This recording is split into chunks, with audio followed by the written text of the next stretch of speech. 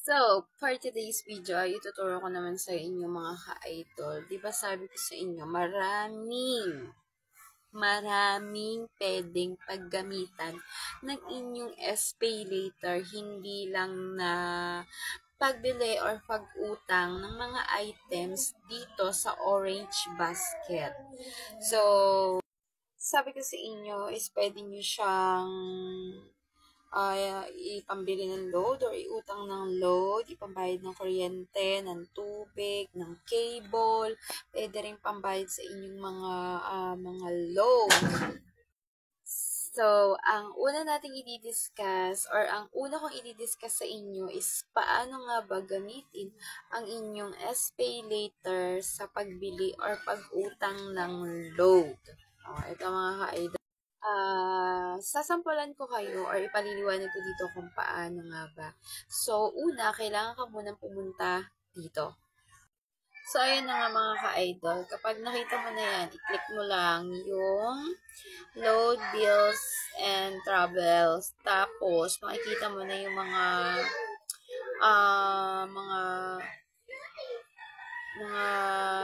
pwedeng paggamitan dito sa ating SPay later. So, dito muna tayo sa, ayan, makikita nyo yan dyan. Dito tayo sa view all. So, isa-isayin nga natin kasi di ba sabi ko sa inyo, hihimayin natin yung mga pwedeng paggamitan ng ating SPay later. Kasi nga, hindi na nga natin siya magagamit ng into cash. So, dito tayo sa buy promo. Ayan, makikita mo naman dyan, buy promo. Tapos, syempre, pipili ka ng select telco. So, meron tayo dyan sa select telco.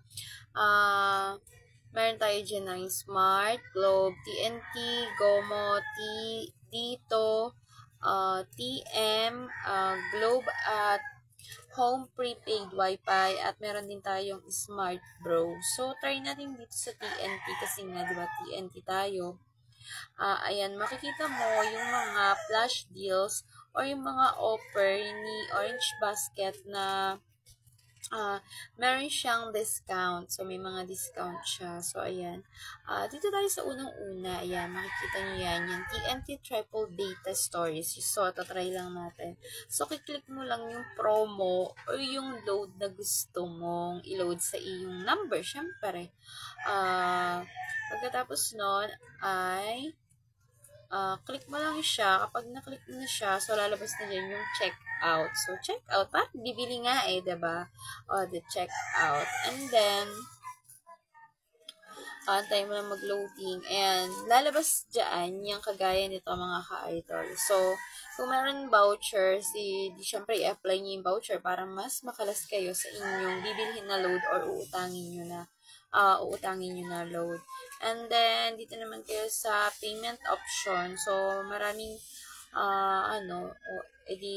syempre, kung meron kayong Shopee Pay, so Shopee Pay, pwede nyo ibayad dyan. Kung meron naman, halimbawa, ito nga, meron tayong SPay later. So, i-click nyo lang yung SPay later. And then, makikita nyo kung ilang months yung babayaran. Kung 1 month, 2 months, or 3 months, or basta bahala na kayo. So, parang naman tayo umuutang ng mga items na ganun din. And then, kapag okay na yon, nakapili ka na, SPay later, kung 1 month or 3 months, diba ganun, confirm mo lang siya, and then, yun na, ganun lang kabilis, mga ka-idol, umutang ng load sa SPay later.